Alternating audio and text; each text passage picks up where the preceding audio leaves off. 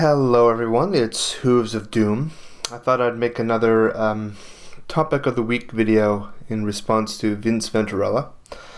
And the topic of this week is narrative games and the place of narrative in war games. And I guess specifically Age of Sigmar, but it really can be any game. I'll post or I'll link Vince's video down below. I think it's a very interesting topic, and it's something that I like to kind of dabble in, but don't have a whole lot of experience with. So this comes around partly because I think it's where Games Workshop's going. So in 40k world, the last two books of the Tau have released rules for a number of different armies in one volume, and it's the story of like a campaign, and the campaign changes what's going on in the narrative. And so with the Tau, a number of the one special character is being killed off, but it's all part of the fluff. It now has like an interesting story to go with it. And this is something that's relatively new. Or rather hasn't been done in a very long time. If you go back to early to mid 2000s, you have the Albion campaign, the Storm of Chaos campaign, a few other expansions for Warhammer Fantasy, and you have Armageddon and Eye of Terror for 40k. So it was something that GW once actively did, is have these worldwide campaigns. I think one of the problems, though, with those is nothing ever happened. Armageddon is still an ongoing war in 40k. It was never resolved. The Eye of Terror, again, Abaddon lost, and nothing happened. The Storm of Chaos campaign in Warhammer Fantasy has almost turned into a complete joke, and is, even in terms of the history and the fluff of fantasy, essentially never happened. So they've done a lot of things like that. This is different though, because they're actually the actual lore and the fluff is being developed by these new narratives, and I think that's a really interesting idea. In the Age of Sigmar books, that's definitely ongoing. Right now, there's not a lot we really know about Age of Sigmar. Truly. Even if you own the hardcover books like I do, and you read through them, it's still very much being developed. There's lots of races and factions. We don't have a clue what about who they are and how they operate, let alone how they're supposed to look in Age of Sigmar. And they change of every book, so it's an ongoing tale. So I think there's going to be more Realm Gate books, because the last one was the first book, so there's got to be more than one.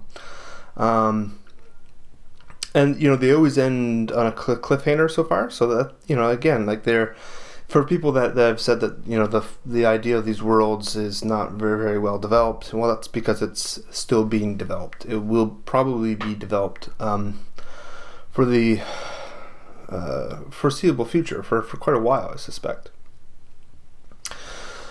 Now, narrative in the games, though, is, I think they are driving it with Age of Sigmar. It's something that does have a higher place value.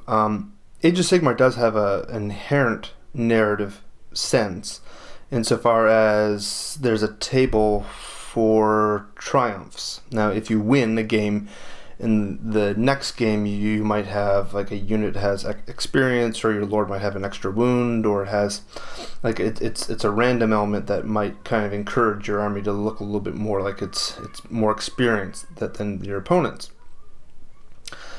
And actually, I haven't played with that yet. I haven't really, in my games I've been playing, that's nothing we've really looked at. And I haven't really heard anyone else talk about that as part of their games either. So I'm kind of interested if anyone is using that triumph table. I think they've almost had some element of that in fantasy before. Definitely in some of the campaigns that they did, but it's really new. Now, narrative to me, I love the idea of it because I like looking at the fluff, and I base my armies on fluff. So, I do want to see GW have more options for narrative games. I think GW always kind of encouraged that. When you look back at the armies they used to have in White Dwarf when they had a battle report, they had every single unit named. If you look at the End Times books and you look at the armies that they have listed for each person's army that they have in these battles in the books, they're all named. Each regiment has its own little history, its own little story. So I think that's definitely something that Games Workshop always wants to do and always encourages. But interconnected games is difficult to do. It's something I would like to have, but it's hard. Because when I think of narrative, I think of like exhaustive campaigns at like the local store. If I had like a couple, 2 or 3 friends and we're just playing, that might work out. We tried having like a big exhaustive campaign at the local store, and there was like 10 people involved. Really difficult to kind of get everyone on the same schedule. We played this multiplayer game. One side had like the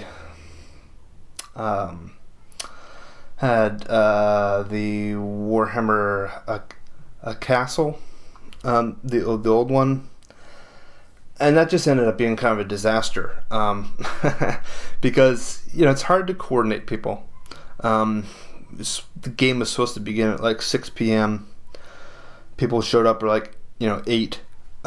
We didn't start playing until like 11, and it was about 2 in the morning, and we're on turn 2 in this huge battle, and we just kind of gave up. It was like let's just go home.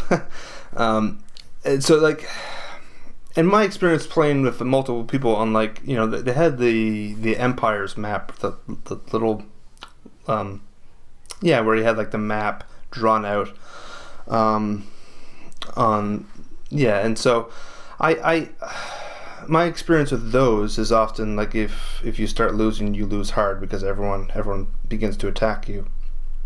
Again, it's something that I would like. I think it always depends on who you're playing with and the type of gaming group you're in. So I'm not sure. When you play a mission or scenario, there's always some sort of narrative. With Age of Sigmar games, that's definitely the case because the scenarios are built upon what's going on in the fluff. But I mean, they kind of end right there, right? There's not much else going on besides this is what's going on in this mission, this is how you win, that's the end of it. And it's a very limited narrative. It doesn't continue on. I don't know, maybe I think it's something that I would like to do more of. I've always wanted to have all my units named, like maybe all my leaders named, personally named, rather than just this is something rather bland and generic. But it takes a lot of work, and I don't know, it's something I want to do in the future, definitely. But I guess that's all I can really say, because my attempts at it thus far haven't been too successful, and I have kind of mixed feelings about how it works. I never really watched many of the games in Materum, simply because I wasn't really involved in the community at that point, and I wasn't watching YouTube until really well into the end times. And at that point, it just wasn't happening as much. So it might be something that I look into in the future. But those are my thoughts on the narrative games. Have a good one.